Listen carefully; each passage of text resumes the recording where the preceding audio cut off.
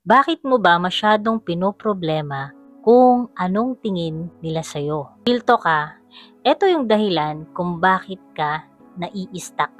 Araw-araw parang may nanonood sa'yo, bawat galaw mo, iniisip mo, okay lang kaya 'to? Anong sasabihin nila?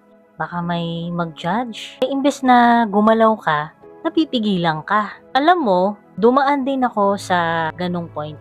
Yung may gusto akong gawin pero hindi ko sinimulan, hindi dahil hindi ko kaya, kundi dahil iniisip ko agad anong iisipin nila.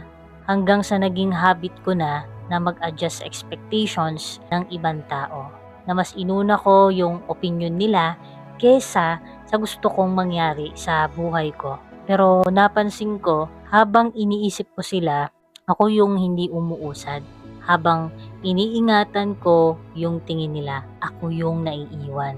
And doon ako natauhan. Yung mga taong iniisip mo, abala rin sila sa sarili nilang buhay. Hindi ka nila iniisip ng buong araw, hindi ka nila minomonitor, at kahit i-judge ka nila, may mababago ba?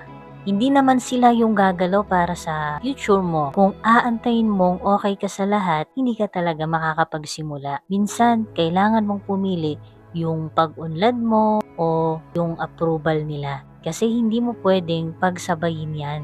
Kasi habang iniisip mo sila, oras mo yung nauubos.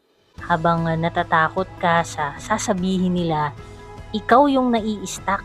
At ang masakit, habang sinusunod mo sila, unti-unti mong nakakalimutan sarili mo. Ikaw ba to? Yung gusto mo nang simulan pero natatakot ka sa sasabihin ng iba.